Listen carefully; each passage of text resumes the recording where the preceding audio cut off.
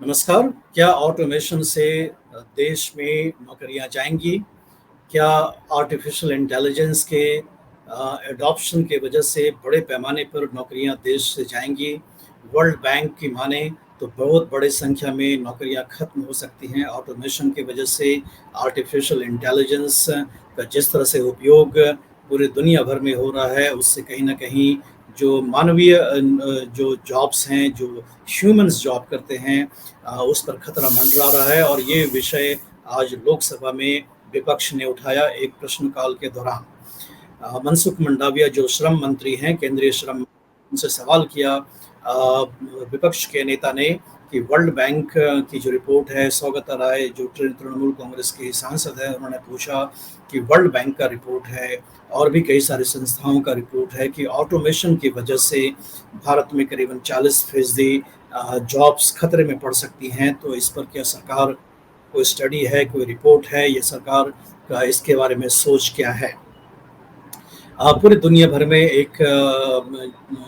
एक डिबेट चल रहा है कि आर्टिफिशियल इंटेलिजेंस के बढ़ते हुए उपयोग की वजह से जो नौकरियां हैं, जो लो लेवल की नौकरियां हैं, जो जिसमें ज़्यादा क्रिएटिविटी की ज़रूरत नहीं है, उस पर खतरा पड़ सकता है। और जब 2016 में वर्ल्ड बैंक की एक टीम ने कहा कि ऑटोमाइजेशन से 10 साल में भारत में 69%, चाइना में 77% और इजिप्ट में 85% जॉब जाएगी, इथियोपिया में 85% जॉब जाएगी।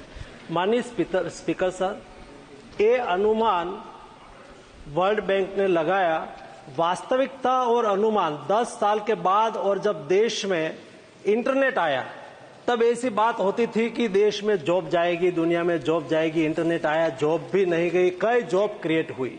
समय समय पर कोई अनुमान के आधार पर कोई बात करते, उसकी इफेक्ट यहाँ आ जाएगी। और जब देश में मोबाइल आया तब बात होती थी, कंप्यूटर आया तब बात होती थी कि देश में लोगों की नौकरी जाएगी, जॉब कम होगा। मैं माननीय स्पीकर सर आपको ये कहना चाहता हूँ कि क्या मोबाइल आया और मोबाइल से बातचीत हो जाती है, मेल से बातचीत? आर्टिफिशियल इंटेलिजेंस का अगर उदाहरण के तौर पर अगर हम देखें तो डीडी किसान ने 2 महीने पहले अपने 2 एंकर को सामने किया जो कि रोबोट्स हैं, जो आर्टिफिशियल इंटेलिजेंस पर काम करते हैं। इसके पहले सोफिया नाम की एंकर दुबई में एंकरिंग पिछले 2-3 वर्षों से कर रही है। अगर न्यूज़ रूम की बात करें मीडिया के जगत में, तो आर्टिफिशियल इंटेलिजेंस की वजह से न्यूज़ कॉपीज़ लिखे जा रहे हैं, ओपिनियन पीसेस भी लिखे जा रहे हैं। आप सिर्फ कीवर्ड दे दीजिए और विषय बता दीजिए तो आर्टिफिशियल इंटेलिजेंस पूरा लेख, पूरा जो न्यूज़ कॉपी है वो भी लिख सकता है। कंप्यूटर के जगत में देखें तो बड़े बड़े सॉफ्टवेयर कंपनियां जो हैं आर्टिफिशियल इंटेलिजेंस पर काफ़ी काम कर रही हैं। जो फॉर्च्यून 500 कंपनीज हैं, वो इंडिया में जो आईटी कंपनीज हैं उनको आर्टिफिशियल इंटेलिजेंस के बहुत सारे काम दे रहे हैं। तो ऐसे में आर्टिफिशियल इंटेलिजेंस का अर्थव्यवस्था में बहुत बड़ा प्रभाव होने वाला है। लेकिन जो मनसुख मंडाविया हैं, लोकसभा में उन्होंने जवाब में प्रश्नकाल के दौरान कहा कि इसकी कोई भी चिंता नहीं करना चाहिए, क्योंकि ऐसा ही अंदेशा जब कंप्यूटराइजेशन हो रहा था तो उसके बारे में भी किया गया था कि जब कंप्यूटर्स आएगा तो रोजगार खत्म हो जाएंगे, कंप्यूटर भी जो है लोगों का काम करना शुरू कर देगा। तो ऐसे में ये जो संशय हैं कि आर्टिफिशियल इंटेलिजेंस या ऑटोमेशन के और मोबाइल से बातचीत हो जाती है, मेल से बातचीत हो जाती है, तो रेलवे में कभी ट्रैफिक कम हुई क्या?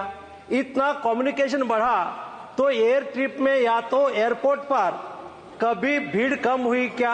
ये अनुमान है। और जब मैं कोविड देख रहा था, हेल्थ में था, उस वक्त मैं दुनिया के साथ बात कर रहा था और दुनिया में कोविड चल रहा था, तो दुनिया अनुमान लगाती थी कि हिंदुस्तान में जितना मृत्यु होगा उसके आधार पर दुनिया का मृत्यु का आंक काउंट होगा। मैं स्पीकर सर आपको बताना चाहता हूं, मुझे खुशी है पोस्ट कोविड पर मिलियन पॉपुलेशन पर इंडिया में सबसे कम मृत्यु हुआ है। ये सत्य है। इसलिए मैं आपका जवाब देता हूं कल्याण जी, इसलिए ये अनुमान है, कोई चिंता करने की आवश्यकता नहीं है। आपके सामने ये सत्य आपके सामने दिख रहा है कि इंडियन इकोनॉमी 6 to 7% ग्रो कर रही है। जब कोई देश की इकोनॉमी 7 to 8% ग्रो करती है तो स्वाभाविक तब ग्रो करती है जब मैन्युफैक्चरिंग बढ़ता है, सर्विस सेक्टर बढ़ता है, जब परचेज पावर बढ़ता है। आने की वजह से नौकरियां खत्म होंगी, ये बेबुनियाद है। इस तरह करके उन्होंने इस सारे जो डाउट्स थे अपोजिशन के उसको खारिज कर दिया। लेकिन ये डाउट्स को खारिज करते वक्त मनसुख मंडाविया ने किसी रिपोर्ट या किसी सर्वे या सरकार के अंदर कोई असेसमेंट हो रखा हो, ऐसे किसी भी कागजी सबूत का उन्होंने सब्सटेंशिएशन नहीं किया, बल्कि एक रेटोरिक के रूप में उन्होंने इसका जवाब दिया कि जिस तरह से कंप्यूटर के बारे में डर था लोगों के बीच में कि नौकरियां खा जाएंगी कंप्यूटर्स, वैसा नहीं हुआ, क्योंकि कंप्यूटर के आने के बाद मनसुख मंडाविया ने कहा कि देश में रोजगार का और भी ज़्यादा सृजन हुआ, एक नया क्षेत्र का विकास हुआ आईटी सेक्टर का, और बेंगलुरु, पुणे, हैदराबाद, चेन्नई जैसे शहरों में सॉफ्टवेयर इंडस्ट्री बहुत ज़्यादा फल फूला बढ़ा, और आज के तारीख में लाखों की संख्या में लोग जो है आईटी सेक्टर में, कंप्यूटर इंडस्ट्री में काम कर रहे हैं। तो इसलिए आर्टिफिशियल इंटेलिजेंस के आने से लोगों को कोई डाउट ऐसा नहीं होना चाहिए। आर्टिफिशियल इंटेलिजेंस के आने से जॉब्स की गुणवत्ता बढ़ेगी। लेकिन रोजगार का ऐसा मसला है जहाँ की CMIE जो कि एक प्राइवेट संस्था है, उसने बताया कि जून के महीने में बेरोजगारी का दर 9.3% रहा, यानी कि रिकॉर्ड स्तर पर देश के अंदर बेरोजगारी है। लेकिन सरकार CMI के डेटा को मानता नहीं है और सरकार कहता है कि देश में रोजगार का सृजन काफ़ी हो रहा है। लेकिन देश का सृजन काफ़ी होने के दावा करने के बावजूद इस बार के बजट में वित्त मंत्री निर्मला सीतारमन ने 2 लाख करोड़ रुपए का प्रयोजन किया है रोजगार के सृजन के लिए, वो भी कॉरपोरेट सेक्टर को सब्सिडी दे करके, इंटर्नशिप की प्रोग्राम को दे करके, और पहली बार जॉब करने वाले लोगों को 1 महीने का सैलरी या 15,000 रुपये तक का पैसा देने का कॉरपोरेट्स को सब्सिडी के तहत प्रयोजन किया है कि रोजगार का सृजन हो। अगर इस पैमाने पर रोजगार सृजन करने का अगर बजट में इतना ज़्यादा प्रपोजल है तो कहीं ना कहीं सरकार में भी लगता है कि रोजगार पर काम करने की बहुत ज़रूरत है, क्योंकि देश में जिस तरह से हम देखें पेपर लीक्स पर हंगामा हुआ, अग्निवीर जैसे कार्यक्रम को लेकर के युवाओं में काफ़ी ज़्यादा गुस्सा है।